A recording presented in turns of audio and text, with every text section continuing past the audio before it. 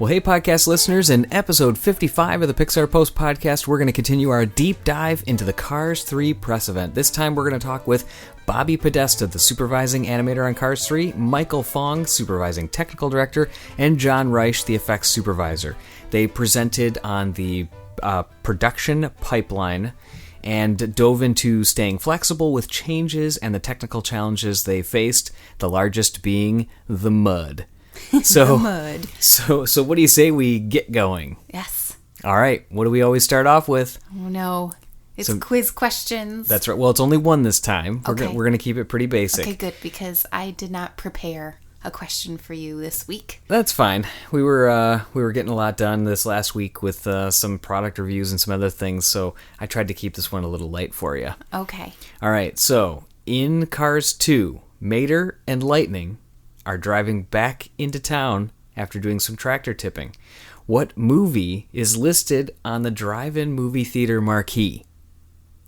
Okay. Would you like your options? No. I know it. Did you look into this already? No. I guess that's true. You didn't say you prepped any questions. All right. The Incredimobiles. Yeah, and how did you know that? I just have a good memory. I just know that one. Wow, I thought for sure I was going to get you with that one. Yeah, no, I got that one. That one was an easy one for me. All right, I like it. Just obscure, weird ones. The options I was going to give were Incredimobiles. These are other ones I made up. Monster Trucks Incorporated, Once Upon a Tractor, and a Bug's Life, in quotes for bugs, like, the Volkswagens. Yeah. Well, fine. Yeah, I got that one. That one was a good one. Easy. All right. Did any of you guys think it was easy? Yeah, let us know. Yeah, I'm intrigued. All right, so a couple other things Cars 3 news related. So one of the things I want to talk about very specifically is a particular toy / RC car / companion that's over my right shoulder right now. You are obsessed. I kind of do love Sphero's Ultimate Lightning McQueen. He came out May 24th. I love his interaction, how he leans into his turns.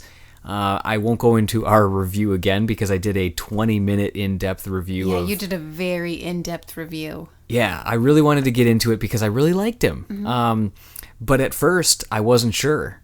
Yeah. And I think those are sometimes, it's kind of like, I feel like it's when you throw on a song that, when you hear it right away and you love it, it becomes one of those songs that just comes and burns out and then goes away. But it's one of those ones that has grown on me. Mm-hmm. So I feel like, therefore, because it's growing on me, I'm going to like it longer. Mm-hmm.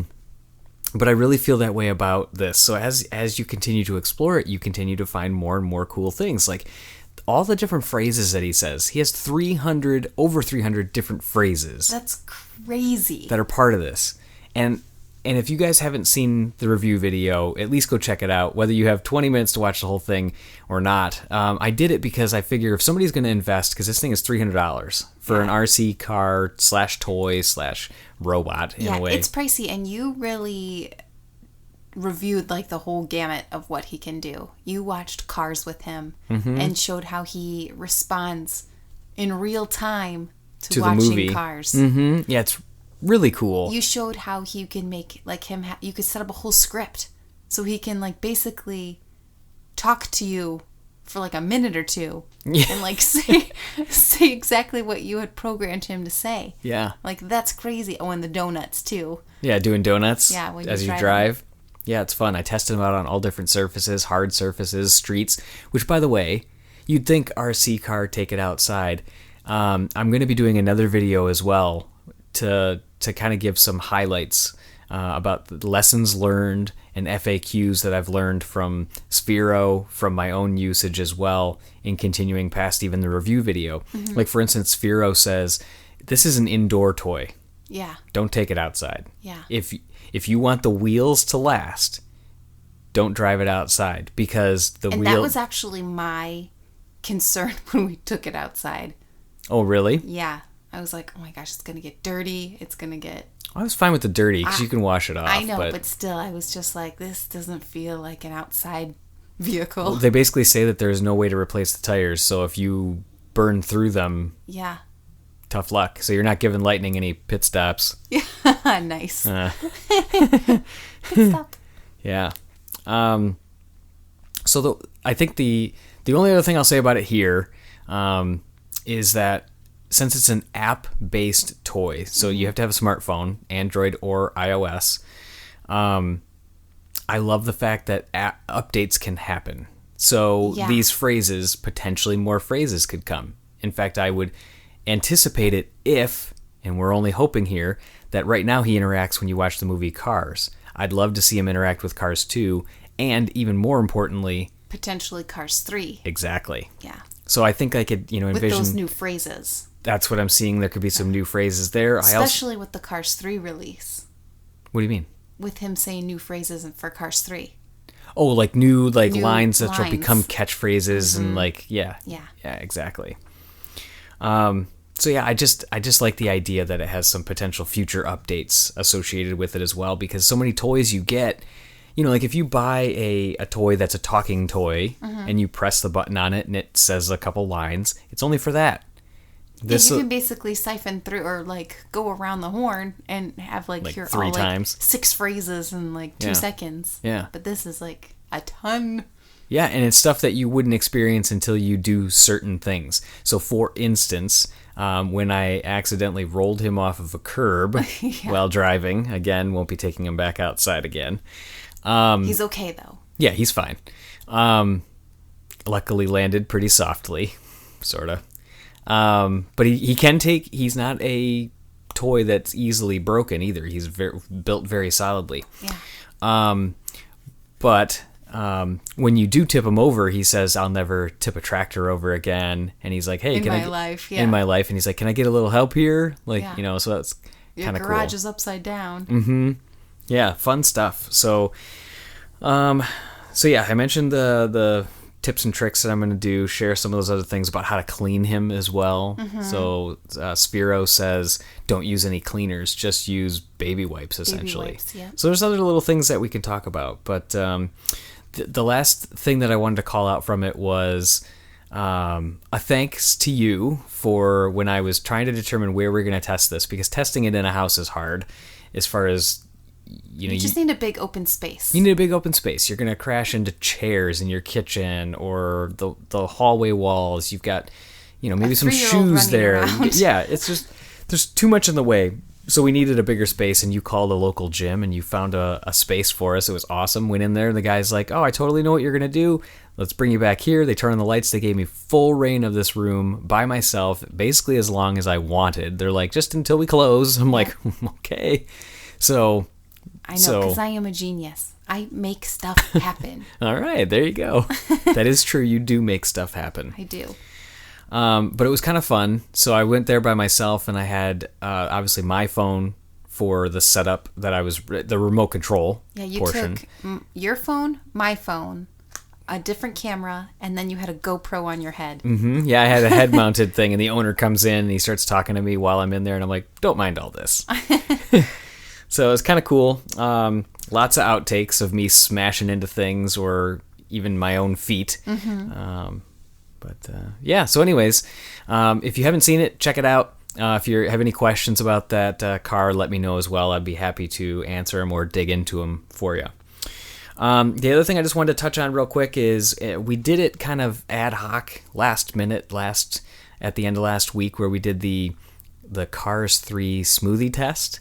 Oh, yeah. And it was in relation to the Dole National Eat More Fruits and Vegetables Day, which was the 24th or 25th last one of week. Those days. Mm-hmm.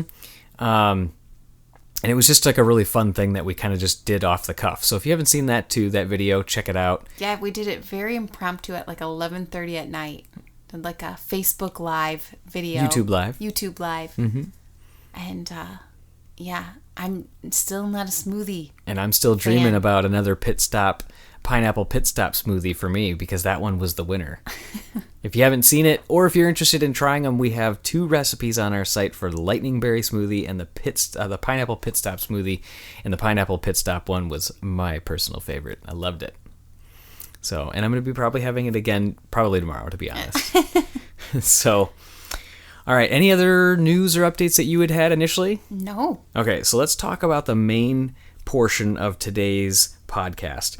And the post that goes along with this is a little different. It's not a normal show note based post where we're just listing everything, but you'll still be able to find it just on our website. Again, of course, pixarpost.com, and then click on the podcast button in episode 55. But this one is really more of a post and podcast companion piece. And we wanted to provide a little more because just hearing the audio in this instance didn't really get everything across. I thought sometimes going back and having some of the highlights of things that they talked about would be nice to have. And it shows some photos from behind the scenes and other things like that, so be sure to check it out. But in this interview, it starts off with Bobby Podesta, who again is a supervising animator on Cars 3, talking about breaking down the Demolition Derby scene. He shows research photos of their trips, of how they went to different Demolition Derbies, and said that it was nutso, I believe was his exact quote. Overall, though, his portion was about the animation and how how him and the rest of the groups work together to support the story. Really good insights there. We'll talk about some of that in a minute as well. But then from Bobby, it went to Jon Reisch, the effects supervisor on the film, and he was up next. He talks about how the effects team is responsible for all natural phenomenon, water, fire, smoke, dust, and debris. And we've talked to him quite a bit. Yeah, a couple times for sure. Past. Yeah, you did for Good Dinosaur. We've talked to his wife a couple times, Angelique, on Inside Out. Yeah, lots of interaction with them, so I was really happy to not only be in a session with him, but then we had a one-on-one afterwards as well, so we really got to dive in and get geeky on the effects. Right. So really what he did is he got into the meat of the discussion was about the mud and the challenges that they talked about. So definitely look and listen in to his conversation for a ton about that, but I also loved that he got into how the Cars 3 team and how the effects team simulated air around an object or a car for the first time. I think we talked about it on another podcast, or maybe it was on one of the video hangouts for the trailer. It was something we talked about. But just as a quick refresher, it's as a moment where Lightning McQueen is having his big crash that they've shown in almost all the trailers, and you see the car flipping over, and when you get to the underside of McQueen, you can see the smoke that wraps around being pushed from the momentum of lightning, like flying through the air. As air moves, it pulls it in like a circular, like coiling pattern behind it. And he talked about how they do like a fluid simulation first to see what it would look like, and then they can mimic it with other things. Super, super cool. Definitely check that out. I don't want to obviously give away too much. That is a technical, geeky thing right there. You know what's funny is it's one of those things that I think it's really cool because it mirrors real life so much. I mean, they do that so much with lighting, and Michael Fong, the Supervising Technical Director, will talk about that in his portion as well, where he talks about that they break the physics of lights. They don't always have to live by the rules. And in this instance, it was kind of neat with John talking about simulating the airflow around cars because it was real, but yet they can obviously still break it and do different things too. But it's just neat when they pull those things in and make the films that much more realistic. Right. So pretty neat stuff. The other thing that definitely listen through the whole interview, because at the end we do our one-on-one, like I mentioned, and we talk with all three of the guys again, and we dig in more on that air, simulating of the air, but then also you're going to want to hear some of what Bobby Podesta has to say about the 3 scenes that he animated for Chick Hicks, and how he kind of just talks about that Chick Hicks never gets any respect in the Cars world, and he has some issues when he's in his presenting booth, because we know he's a Racing Sports Network announcer now. So really, really cool stuff. So be sure to listen all the way through on that. Interesting. Well, let's listen. That's absolutely. Let's listen to it now, and then we'll catch you on the back end with some Ask Pixar post and wrap-up comments. We created for the film. We wanted to talk a little bit about, the pipeline, what goes behind us making our film, and why we made some of the choices we did on Cars 3. So to start out, my name is Bobby Podesta. I'm the supervising animator on Cars 3. And my history actually goes back to the first film. I started on the first film as the first animator on the original Cars back in the summer of 2001. I was on that for a little over 4 years. When we were just trying to figure out how cars would talk or move, it was didn't even know what the world would look like. And it's really exciting to see now, this many years later, which just makes me feel old a little bit, but how the whole world has kind of evolved, with several films and a Cars Land and everything else. And, when we approached this film like we approached, all the films at Pixar, it always starts with something that's kind of visually tangible, right? I mean, this is the beauty of computer animation, and this goes back to the first short we made. And I know everybody here has probably seen the lamp hopping along in our logo, and that comes from this short, Luxo Jr., which came out in 1986. It was the first computer animated short ever nominated for an Academy Award. John Lasseter wrote and directed and animated this. And it was great because he saw a desk lamp on his desk, and he saw this new medium of computer animation and wanted to make something that you could feel like you could reach out and touch. And that was really exciting. And this has just evolved over the years until now we have, Finding Dory that comes out, and you can practically smell the salt in the air. I mean, this thing looks so beautiful, and it feels so tangible. It's wonderful, and this is something we've done in really all of our films. But the thing about making something that's visually tangible, it's really always rooted in something that's emotionally tangible, that dives down to that spot in all of us that we can really relate to. And that starts with, Luxo Jr., which is not a story about a couple of lamps, it's actually a story about parenthood. And Finding Dory isn't a story about a fish, it's actually a story about a character overcoming their own personal obstacle. And this is really, really important because throughout all the Pixar films, we've always tried to find that one thing, the thing that's deep down that is bigger than whatever it is that we're telling the story through, and really touches on something that's very deeply human, that we can all relate to. And that's really where Cars 3 stems from. We also try to start from the same kind of emotional place. So, when we started this film, though, we took advantage of where we've come over the last 10 years.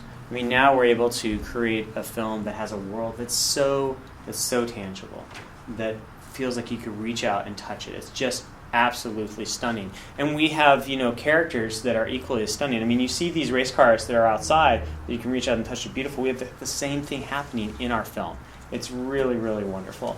And this then plays into what we like to do with the Cars world, where we like to take something that and just give it that little bit of a Cars twist, the kind of carification of the world, which is just fun. And it just helps kind of expand that whole world. But it really comes down to telling a story that's got emotional stakes, that's really rooted in something. So you're going to hear a little bit more about that story with our writers and our story supervisor next door in a little bit. You just came from the group talking about our characters a little more.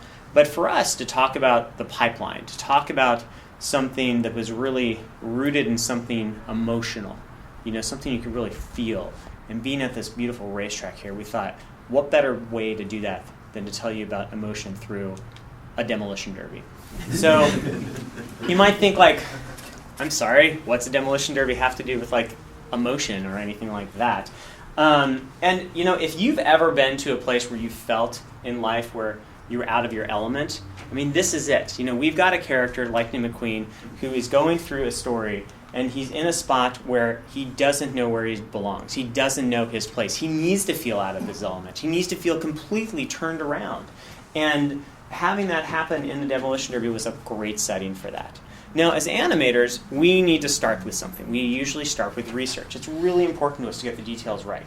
So I talked to my wife, and she said, no, you can't go participate in a Demolition Derby. And I said, thank you. I can just say you're the one who told me I couldn't do this, because I just didn't want to do this. But we went and we started doing research. We watched a lot of this video footage. These things are crazy. I mean, it's nutso. It looks like a ton of fun, but we wanted to see what's it like when they get all crunched up. Look at that. That's crazy. And we started looking at the pictures, and we started, we had some people in technical go out and see what it's like at these Demolition Derbies. And from all of this, we then took the animators and the story artists and came together into a story room, and we started trying to come up with ideas. This is actually a picture I took in one of our story rooms where we have a bunch of animators and story artists all crammed in one room. Scott Morris, our story supervisor, who you'll meet, is in there. And we were just trying to come up with ideas. gag ideas, drawings, what it's like if you're this character. If you're an ambulance in Demolition Derby, what would it be like? If you're a school bus in Demolition Derby, what would it be like? How do you get character through that stuff? And then we took these and we came up with all these drawings. And these drawings were then handed out to the animators. So they go back to their desk, they take these drawings, they say, okay, what am I going to do? And they want to start doing animation tests, right? Because we want to start to visually realize what this is so we can present this stuff to our director. So these are early tests. These are so early. I mean, we're drawing a mouth on this Winnebago up here that when he gets knocked over, he scratches his head on the fence. Because honestly, you probably scratch your head on the fence. And you just want to start to get a feeling of what might happen with characters in the middle of this environment.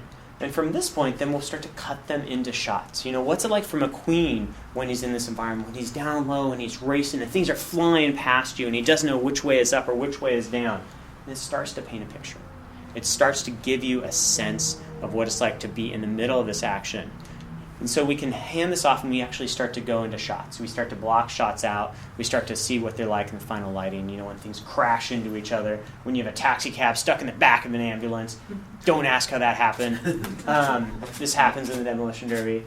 And then we can start to work with other departments. And they're going to do sets, and they're going to figure out shots, and they're going to start designing these beautiful characters that we can work with and build so that we can start to take this environment and start to flesh it out. So we can build these shots and make it really, really tangible. And to talk a little bit more about that, I'm going to hand this over to Jon Reisch, our effects supervisor. Thanks, Bobby. Right, so I'm Jon Reisch. I'm the effects supervisor in Cars 3. And like Bobby, I've been in the Cars world for a long time. I started at Pixar as an intern in the effects department, worked on all the films, worked on a bunch of the shorts. So it's a world that's really near and dear to my heart. So in effects, we're primarily responsible for all the natural phenomena you see in the world. So all the water, fire, smoke, sand, dust, and debris, anything that our characters are interacting with and kicking up as they sort of move along in a very realistic and sort of realized world we've constructed for Cars 3. So this film, we're really where the rubber meets the road. All that tire smoke, all the skid marks get left, the little tire marbles get kicked up, that's all work from my team. And of course, in our Thunder Hollow Crazy 8 sequence, we were responsible for the mud as well. Lots and lots of mud, which was probably the biggest effects challenge for us on the film. We'll talk a little bit more about that in detail in just a bit here. But, really for me, why our work is so important to this story in particular is to go back to what Bobby said. My team's providing this believable interaction that really grounds our characters to the world. There's a sense of something tangible happening as they take hairpin turns, they blast through this mud puddle at 60 miles an hour. And that's sort of the visual component of that physicality and that tangible realism that we're going for in the film. If we do that really, really well, then from a storytelling point of view, we can help create emotional stakes for the characters. We can put them into danger. They can get hurt, like you're seeing here in this crash sequence you saw in the teaser. There's something that's really visceral and powerful and really unexpected about seeing Lightning McQueen, who's our hero, turning end over end in slow motion, getting showered by sparks and trailing all this engine smoke, which again is some of the work that my team was able to realize in the film. So that sense of realism, that detail that we're able to bring out through our effects work really helps our audience identify with and emote for our characters, and that's really what it's all about in the end. So how do we do it? One of the things that sets us apart in the effects department is our use of physical simulation software to do our work. So these simulators are programs that are imbued with certain kinds of laws of physics that they know about that can help us move and create our elements. And our artists are using very physical parameters as inputs into these simulations. And a lot of this come directly out of the animation performance that we get from Bobby and his team. So things like how fast the car's moving, how much the wheels are spinning, whether or not they're locked and sliding and slipping, or they have traction on the ground. We use all those inputs to sort of determine when we're going to kick up tire smoke and leave tread marks. We're even simulating the airflow around the cars for the first time in Cars 3, which just gives us this extra sense of realism. You feel the suction and the power of these cars that are moving by 200 miles an hour. And we're able to do that on a scale that I don't think we've been able to do in the past, which is really exciting for us. And while that may sound really technical, really at the end of the day, what we're looking for is concerned with sort of the fundamental animation principles of giving a sense of weight, of scale for our effects elements that matches up and is appropriate to the way that Bobby and his team have animated the characters. So what's so hard about mud? Mud is one of the biggest challenges, like I mentioned earlier. Mud is just one of those things that it's not really a liquid, it's not really a solid, it's sort of somewhere in between. And that's just a terribly difficult thing for us to simulate in the computer and to get that realistic look to. So as a story point in Thunder Hollow, Brian was really clear the audience needs to understand that unless you're moving through this puddle fast enough, you're going to get stuck. And there's consequences to that. You really don't want to be stuck with Miss Fritter on the loose in the Crazy 8 track. So just like Bobby had mentioned in animation, we also want to be true to our materials and effects. We took a look at a lot of different elements and did our research just to try to figure out what are the components of the way that mud moves, that it breaks up, how wet is it, how gloopy is it, how stuck together is it, that we want to try to replicate with our simulated elements. I remember Brian saying that, in our first meeting, kind of kick off about what he wanted from the mud, said, well, make it like chunky oatmeal that's in soup. So that was the first thing we had to sort of decode and decipher what that actually meant. And so we just experiment and experiment and experiment. Effects is a very iterative process to sort of find out what the truth is to the way that stuff moves, the kind of details. And these experiments look terrible. And they look terrible for a really long time. It's a really uncomfortable point to be in the show where we're trying to figure out how we're going to tackle this and explore. You can see some of this looks like, cake frosting or liquid chocolate. And, we finally kind of start to get to a point where, okay, we're starting to get something that feels more appropriate. It's got a little bit more detail. It's a little bit more controllable. We're going to start to bring in some more detail that gives it a sense of scale and feels like it's moving in the right way. So from a dynamic standpoint, this kind of represents, something that's sort of poking at the right direction. But it's really just the tip of the iceberg. And to get to the final images that you see in the film, we have to do a lot of work across departments to sort of realize that.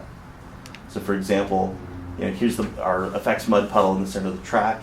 We work really closely with a set shading artist to make sure that the dirt that's around the puddle feels like it's soaked in with water. It feels like it's integrated in and it's really supporting this idea of the mud being there. We're going to kick up these really high resolution splashes, and when they hit the characters, they need to splat and sort of drip down the sides of their faces a little bit. And then, of course, we have to hand that off to our character shading artist to make sure that in all the continuity shots, Miss Fritter still feels like she's been hit by mud. So there's no question that the audience kind of realizes that happened.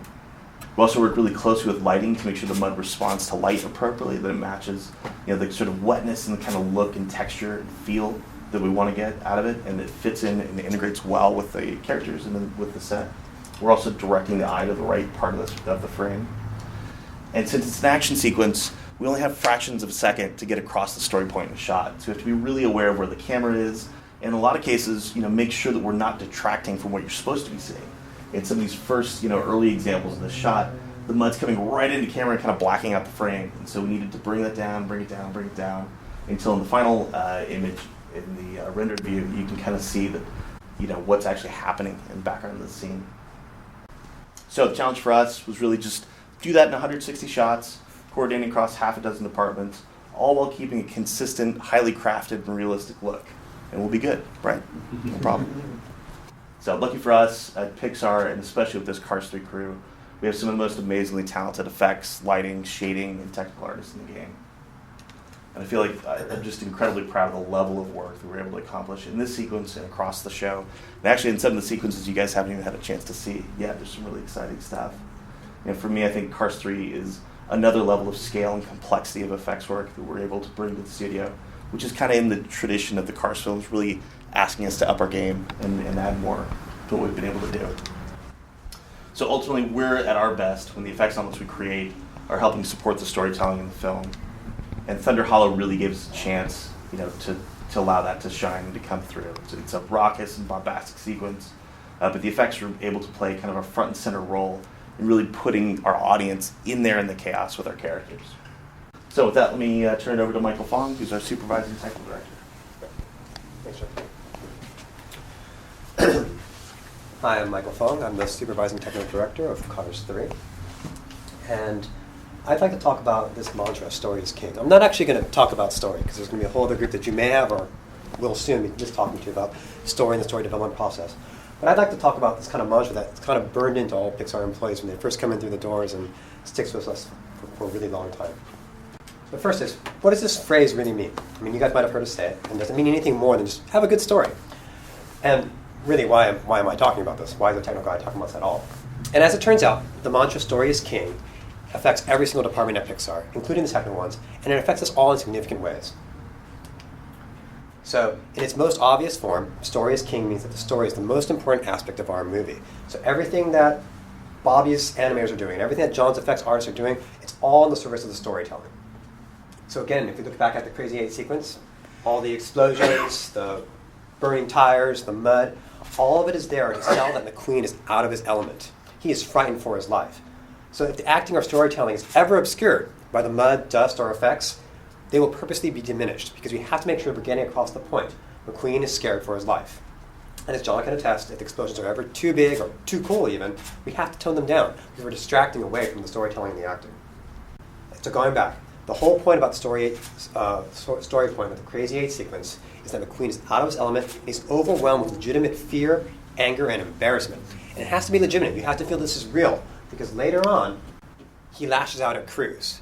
Now, for instance, if the Crazy 8 sequence is too funny or too much of an effect spectacle, you kind of wouldn't think that McQueen was all freaked out, and it wouldn't motivate why he's lashing out at Cruz. It wouldn't feel real. We haven't earned it. We can also lose legitimacy and hurt our storytelling if the world, and especially the stakes, don't feel real enough. So here, Fritter has to feel like a scary school bus. As much as a school bus can be scary, as much as the flames coming out of her exhaust pipes, as much as her spinning saw blade of death, you have to believe that she's willing to cause damage to McQueen.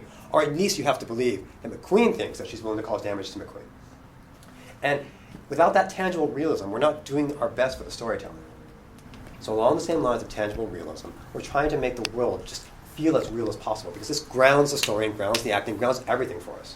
So here's an example shot from when McQueen is first entering the Rust-eze Racing Center. This is where he's going to go and do his new training regimen.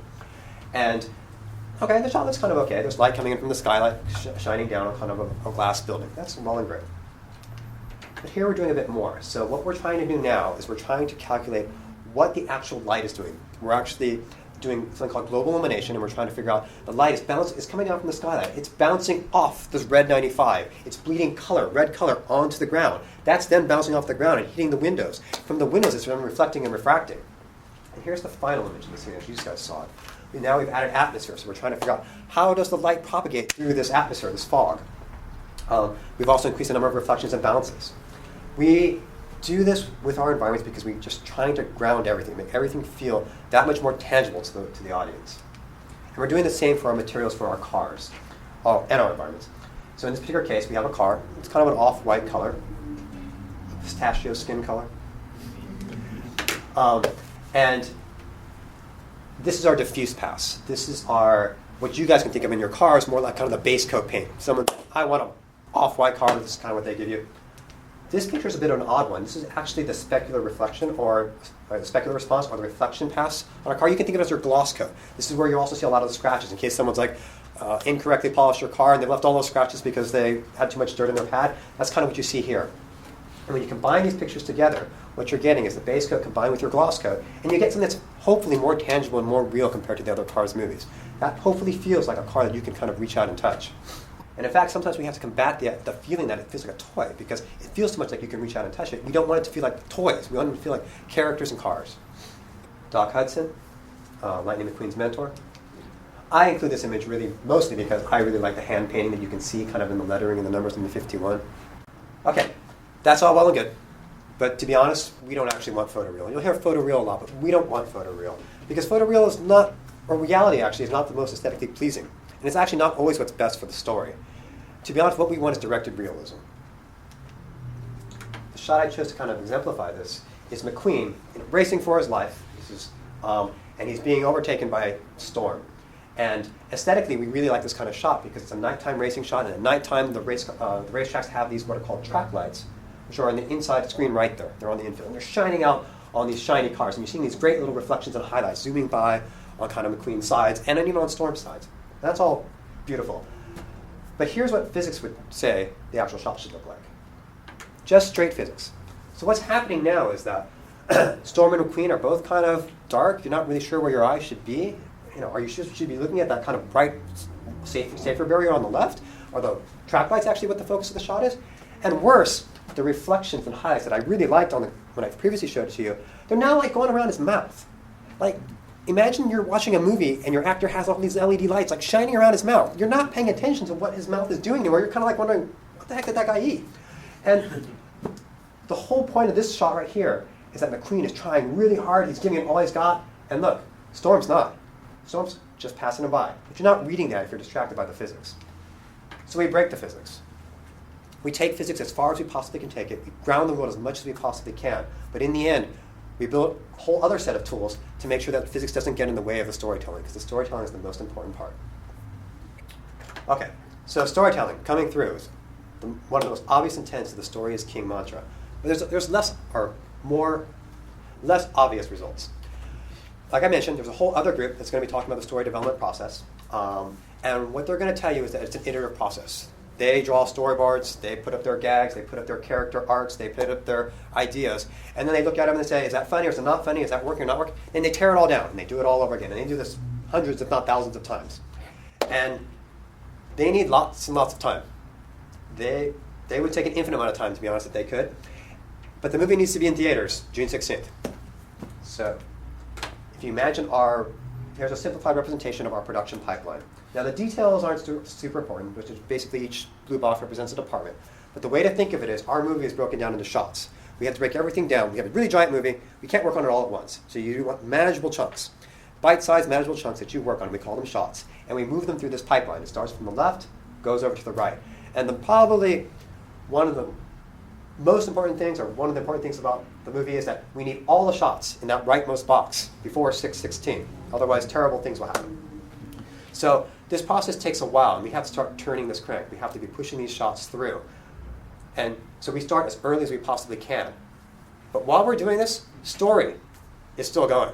Story is still making every single scene, every single story arc, every single gag that much more funny. They're constantly coming up like, how can I perfect that one point where Mcqueen makes that one joke? How can I make that punchline? Just a little more timing there. Does Mater need to be punched up a little bit? They're still going. And so the strange thing happens where art is driving technical. Story and art and animation too are demanding all kinds of things from technical. Hey, we want a giant mud puddle that everybody's driving through. We want giant barrels with this explosive gas inside of them. And by the way, we want the forest to all move when there's a giant explosion and all kinds of craziness. And we're kind of like wild-eyed at them and saying, sure, we'll do what we possibly can. And we start fleshing out the world. And when we start showing this world to both animation and to story and to art, it starts giving them feedback on what they're building in their mind. Because remember, they're just working with storyboards, little hand-drawn things. And suddenly they start realizing, oh, this is what Crazy 8 actually looks like. And now I understand where I can have Cruz hide out when she needs to, because she can't be part of the race in the very beginning of Crazy 8. She actually needs to be scared. Oh, and now I understand how to solve this one particular gag that just wasn't coming across because I've forgotten that Max Trader looks a particular way. So art is driving technical, technical is influencing art. But going back to the other point, story still moving while production is moving forward, cranking out shots. That kind of seems like a recipe for disaster. You have the people kind of saying what the story is about, and the people who are making the story kind of going at the same time. But surprisingly, it actually all works for us. So I kind of lied when I said this was our production pipeline. Instead of this, we actually have something that looks more like this. What happens is that we want story to give us fixes. We want the story to be as great as it possibly can. And so if they have fixes, they are doled out to all the departments. There is not a single department on Cars 3 that hasn't been affected by a story fix, where we've been asked to redo and even scrap all of the work. It's heartbreaking sometimes, but we all kind of hold hands and trust each other, and we do this. We embrace the idea of getting fixes, story fixes late. We have built our entire production pipeline around the idea that story must be constantly improving. And in order for it to do so, technical and other departments must be able to absorb these changes and even discard work at almost any time. We actually design our tools, our workflow, and our schedule to account for this. And this is how the mantra, story is king, permeates throughout every department at Pixar. In my opinion, this is probably one of the studio's greatest challenges, but it's also one of our greatest strengths. The grounding in the acting, the truth to materials, the visual realism in the effects, it's all there to make sure that the storytelling is tangible and relatable to the audience. And this is what we hope for when we say story is king. We are trying to engage you with a story that we love to tell. Questions? For anybody.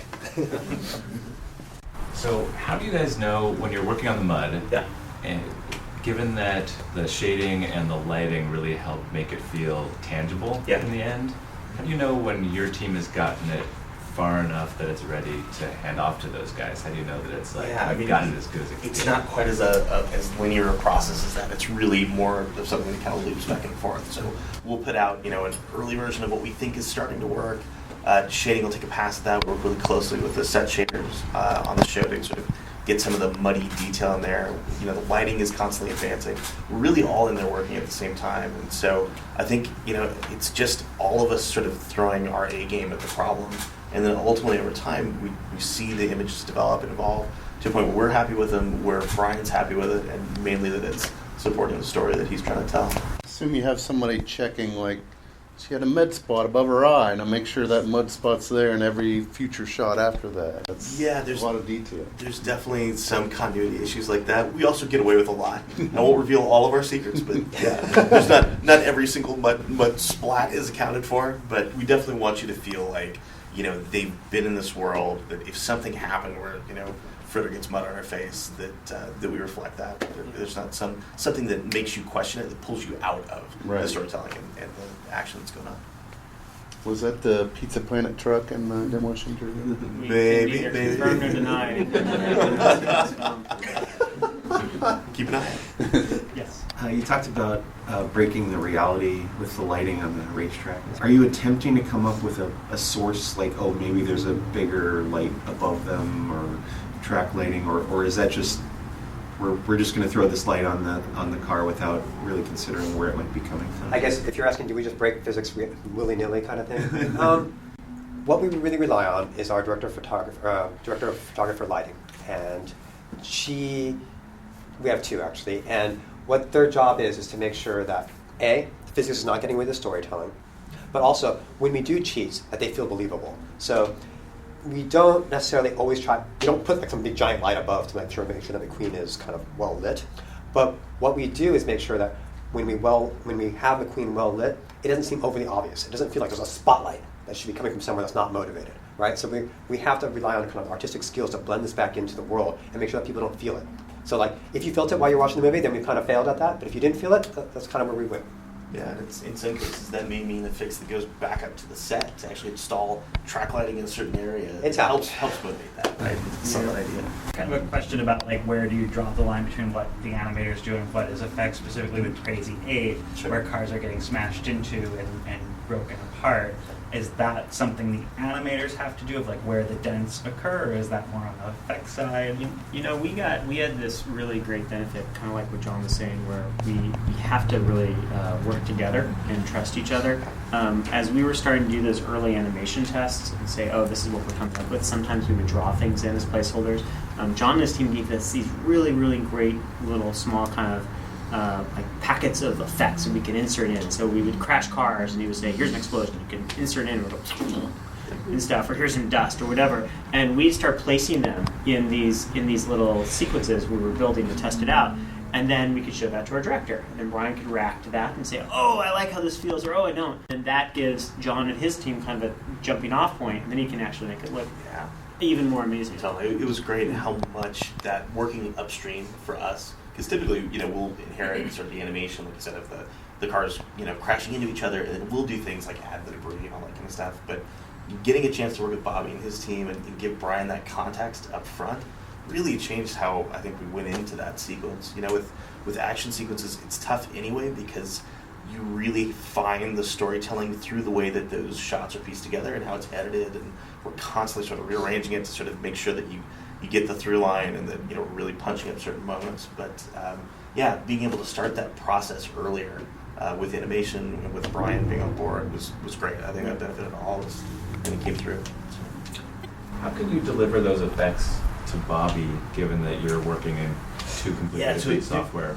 They're just different representations. It's a, you know, small kind of pre-canned thing. It's not going to be timed out perfectly. It's not going to be super scale appropriate. It won't be the final thing. It's all throwaway, but still, even that sort of gives you an idea about where it's headed, where it's going to go. How any of these brilliant minds do this computer stuff? But this is, you know, there was that slide up there that Michael had where it says. Art drives the technology inspires the art. And you know, this is kind of a mantra that I think John Lasseter, you know, came up with. And it is ridiculously true. Because I will see things every single day that the technical folks will come up with. And I'll go, "Oh my gosh, wait a second. If you could do that, then I want to make this." And they'll go, "Oh my gosh, no, what? You want to do that? But then we have to, okay, wait a second, no, we can't. Oh, maybe we can. I don't know. Okay, we figured this out. And they do this. Actually, it's one of my favorite things is we'll come up with some. This happens all the time. We'll come up with some like thing we want to make. We say we want to do this sequence or these animated things or whatever because this is why it's really important in the story and I want them to feel like this. And a lot of times, technical folks we go like, oh, we can't do that. That's impossible. We don't know how to do it. Wait a second, we might, but maybe we can't. Okay, we might be able to do it. Okay, we figured it out. And what's so great and inspiring about that, they don't say it like that, it's kind of like that. But what's so great and inspiring about it is there is a faith in the partnership we have of art and technology that gets to the very root of what Pixar is. And we're all aiming for the same goal. And it's not to make beautiful animation. It's not to make beautiful technology. It's to make these films that are really, really emotionally affecting people. And because we know that, it's a fantastic partnership to work in. Did you have a question? I missed your hand. Oh, I was recording. I guess I can just say, you had mentioned, I'll have one now. You mentioned as far as not wanting to do some of your research, as far as not wanting to do your research, but not wanting to do the Demolition Derby. Does that imply that either of you gentlemen did? I think we had people that went to Demolition Derby. Yeah. I don't think we would actually. No one actually allowed to go to Demolition Derby. Various legal reasons. Yeah. I do have plenty of home video of us playing in mud that we did really get our hands literally dirty with, which is good. It's important to sort of like get in there and really have that sort of like experience with it. So. Do you guys have the whole backstory of Cars World figured out? Do you know like where their brains are, how other new cars are born, and that sort of thing, or you kind of figure that out when you? There are certain questions. Now, being on this film from the first day. Like I said, I was the first animator on this film in the summer of 2001, and we were on Cars. On the first Cars, not on Cars 3. These films take a while. It didn't take that long. To build a language and to build a world where you can really get into that suspension of disbelief. I mean, that's always been the goal, right? It's like any filmmaking, where if you looked too far left to the set of the backdrop, you might see it's a painted backdrop in live action or something, But if you're there, you're down the city streets of Paris, or you're in New York, or you're whatever. And for the Cars world, we just wanted to feel like you're there, you're in this world, and it's believable. And it's a hard trick to pull off. And the fact that this whole world has been able to be so expansive and so rich like that. It's been really satisfying to do, to be from like day one, like here's the first line of this world encyclopedia to what it's become. But there's no kind of like written Bible you guys go back to look at, or there's actually, we have design style guides and style languages that we do. We actually have whole guides for the Cars world in terms of how we approach things, how we approach kind of the carification of the world, how we approach characters and design, and how we approach movement and styling and stuff, because we really want to try to make sure that there's a consistency to it. Because it says if this is the box we're saying of this world, let's make sure that we really know how that's defined. So we try to be very, very consistent with it. You ever have things like, we want this character to throw a ball. We're like, how would he throw a ball? How would he hold a ball? We always have this happen. Actually, in story, this happens all the time, where we say story will come to animation and say, we need to do this, and I'll tell them the same thing I'll tell the animators. Approach a sequence, approach a scene, and don't think of it like a box, like a box on wheels, or like how would a car act. Approach it like you would act it out, right? And then once you commit to that, find a way to translate it into that world. So you'll watch this film and you'll see characters doing something, and you'll go, oh, I know what that means. Oh, I know what that gesture means. Oh, I know what that's doing. If you actually step back, they're probably just tilting this way and doing like this at the wheel. But how we're doing it conveys a feeling of something, and that's the goal. That one answer to? I don't know. So cool. So the beginning questions that I'm asking everybody: favorite new character in the film. So rapid fire types. Cruz. Got to be Cruz. Yeah, agreed. Cruz all the way around. Yeah, okay. totally. How about if you're a car person? How about favorite car, whether it be a NASCAR car or street car in real life? Oh man, that's tough. I like Volvos. Okay. I'm just saying that. I'm excited for electric cars. I'm excited to see them take off. Yeah, so I'm with Mike on that. Tesla. The new sort of Tesla kind of sport utility that has the gullwing doors. Yeah. Very, very fancy. I'd love to see an electric Volvo. All right, I like it. All right, so I had all these questions here, and then when you guys were talking, I got a new one that I had to throw in. Great. So you mentioned that it's the first time you're simulating air around the car. Yeah, so totally. Explain that a little bit. Yeah, sure. So, basically as a pre-pass to running our sort of smoke simulations or our dust simulations, what we would do is actually just take the animation as it was and run it through and do a fluid simulation as if we were moving through the volume of air. We were simulating the motion of the air around the car, right? So we would get a field of velocities out of that we could then use as a force. In addition to the other forces, the other kinds of ways that we control our simulations for the smoke, to just make sure that it felt like it had sort of suction behind the car, that you get this extra realism, detail, and sort of eddies that kind of swirl behind the car. Mm-hmm. If you look at a lot of reference, you'll see that kind of interaction. Yeah. So trying to capture that and do it in a really kind of realistic way was something we were after. Yeah, it was absolutely gorgeous. I cool. mean, when Mcqueen is flipping, and you get where you can see the underside of him. Yeah. I love how you can see the air kind of coil in. Yeah, and absolutely. Then turn back around. And then there was... Oh, sorry. And it's cool that it's driven by the animation performance, mm-hmm. right? That we get the that kind of physicality out of the animation directly. Yeah, and then the other time I saw it was when the cars were... It was a camera real low to the ground, cars are going by, and then in the puddles. Yeah. It kind of pulled the water over. Yeah, absolutely. That was really cool. Cool. Yeah. All right, so I believe in the first Cars film, mm-hmm. Since you were attached to it for so long, there was a note that I had heard that the barbed wire that was wrapped around Mcqueen when he first got into town was painstaking. It had to be hand animated. So, was there something that was like that in this film that had to be just either really tough or had to be hand animated, even if it was something small like that? I believe I answered that. That was my third answer. Yes, it was challenging, but we found a way through it. Things that were really, really tough.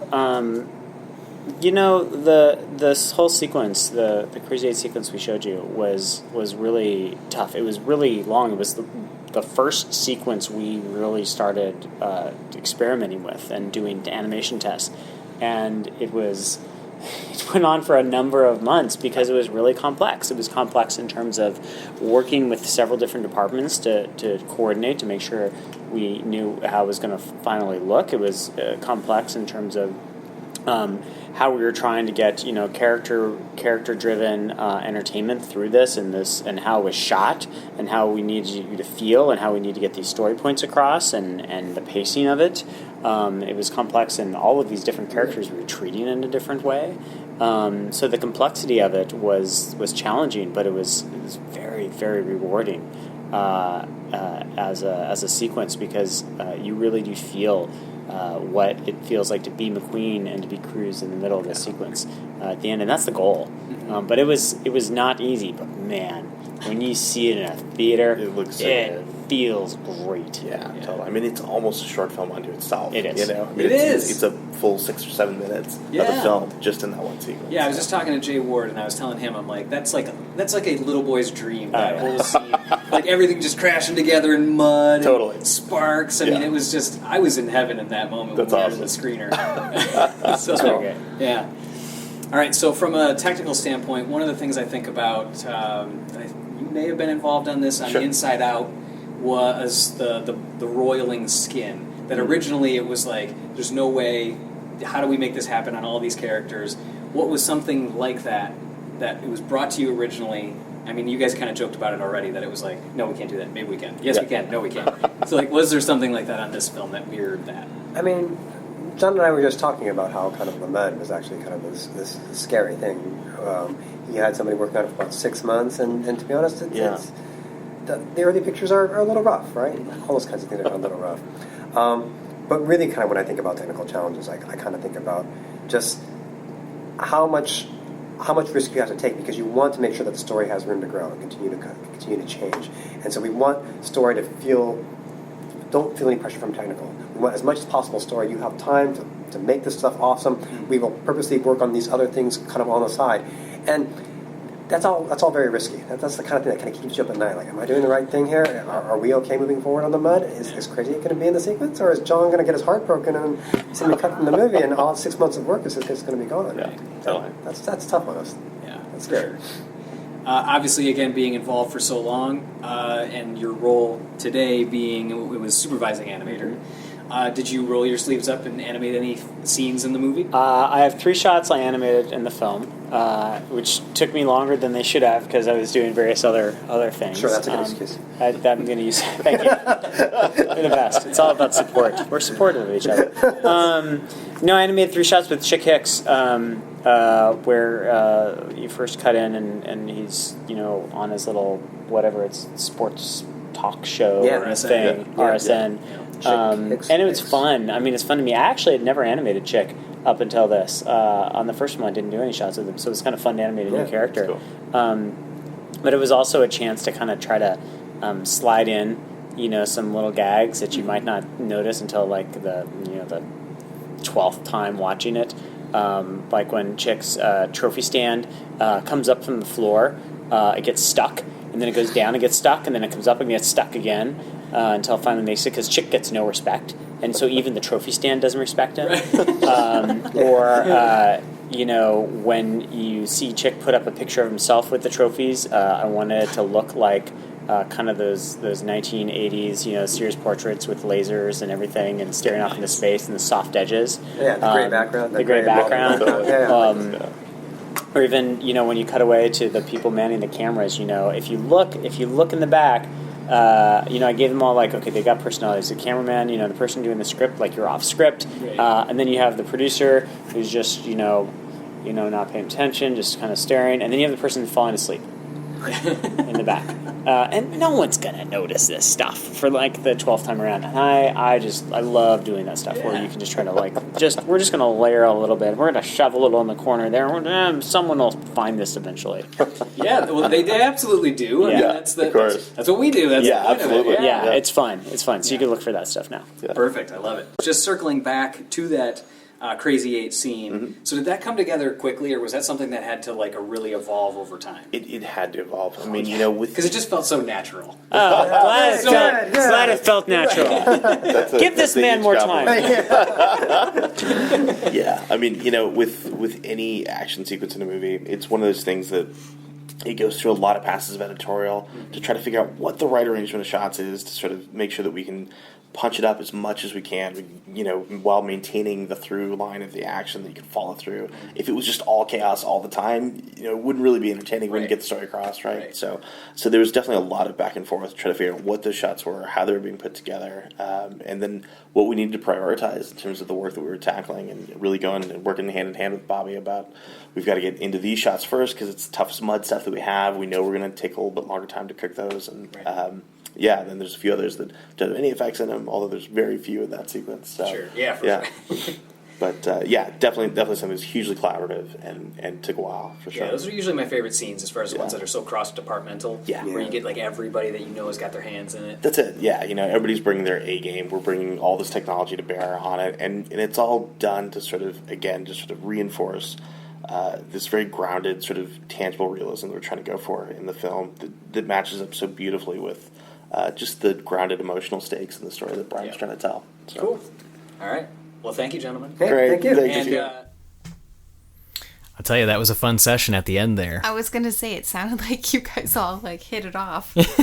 We did have some fun. It was, I was cracking up with the whole, and I've been thinking about it still when I was re-editing this, give this man some more time. That's just... I remember you telling me that when it happened, after the fact. So here's something that I can give you a little bit of behind the scenes as well. So 2 things. Number 1, in that one-on-one session, I asked that final question, and they had kind of already answered it before. So... not to embarrass myself, but you know what? It's real life and it happens. So many times when you're in these situations, you're in a room. When you're in the one-on-one, it's you. It's whoever you're talking to. Yeah. And you're in a private room. And so you're in charge of essentially driving that conversation. Driving. I just heard it. I just heard it. It's kind of intimidating in a way. It is, because, you don't do it every day. Yeah, I remember when I spoke with Sharon Callahan for The Good Dinosaur, I was just like, and I think I asked 2 questions, and I was just so flustered. Thanks, bye. I just, just because we had been fans of her for so long, and I just felt like, oh my goodness. Yeah, I mean, that's a big deal. Yeah. So for this one, I had asked a question that they had kind of already answered in an earlier comment in the one-on-one, not in the earlier session. And I realized it after listening to it back later. I mean, they handled it great, but, it's one of those things where it's like you're in the moment, you're hearing them respond, so you're trying to actively listen, yet come up with your next question at the same time. Or look down at your next and look at your notes but not... while still engaging with them. Yes. It's a tricky thing. It is. It's a tricky thing. So that's just a little interview background as far as for how we talk about it. You guys... You do a great job, though. Well, thank you. I mean, obviously, I prep for weeks ahead of time. Right. I'm coming up with questions. And then while I'm in their sessions, because the thing is who you're going to talk to for the one-on-ones ahead of time. And you work up questions. Most of those questions that I have worked up get answered in the session. Yeah. So while you're in the session, you're listening to that and being like, and formulating oh man, new what other questions am I going to now formulate on top of this to replace all these that I had that are now gone? To fill 10 minutes. And you think 10 minutes goes quick, but it doesn't. Yeah. Sometimes it does, sometimes it doesn't. Yeah. And when I spoke with Robert Kondo on Monsters University, my time went so quick. I could have kept talking with him.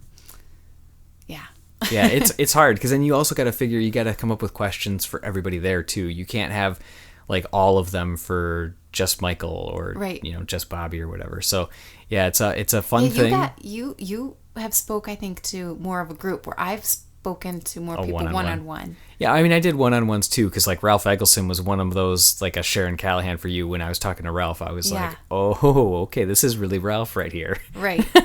Right. It was one of those moments.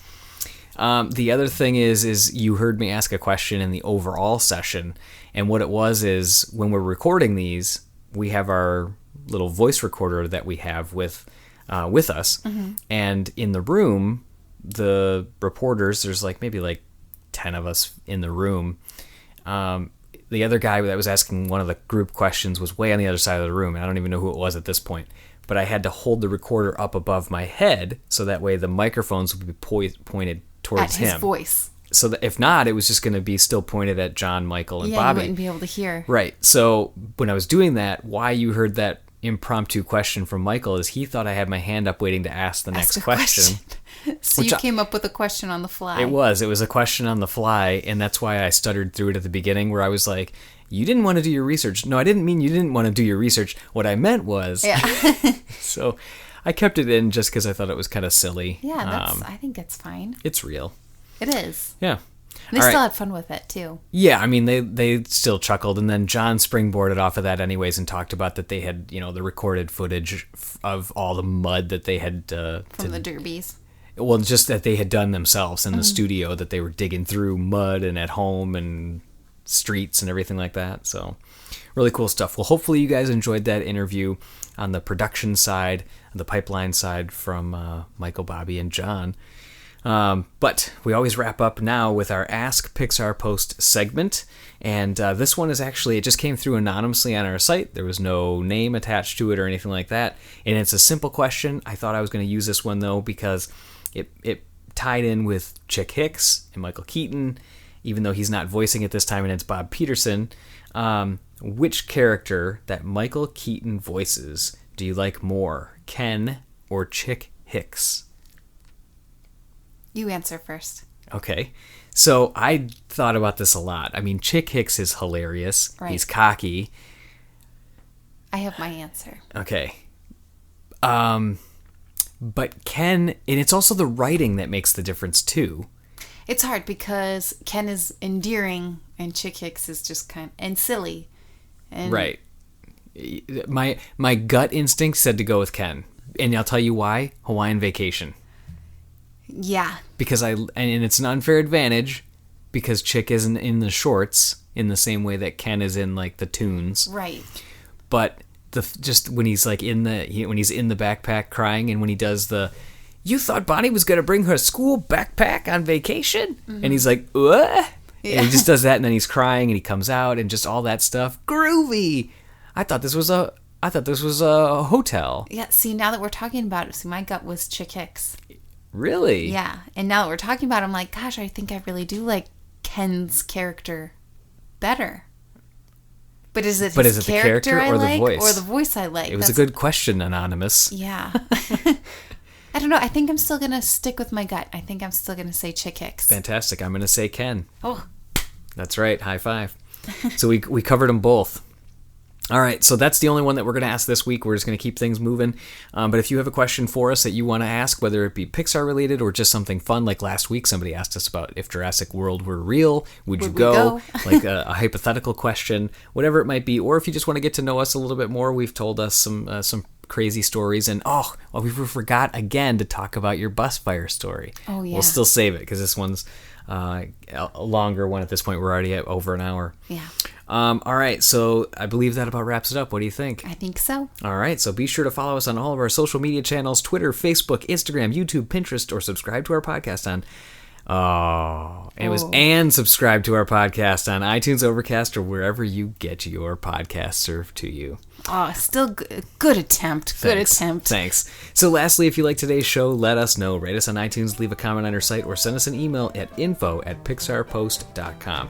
Also going to send a quick shout out to Brittany in the forums who sent us a message through there saying how much she appreciated the last episode where we talked with Jay Schuster, Michael Comet, Jude Brownbill about the character design, rigging, and animation.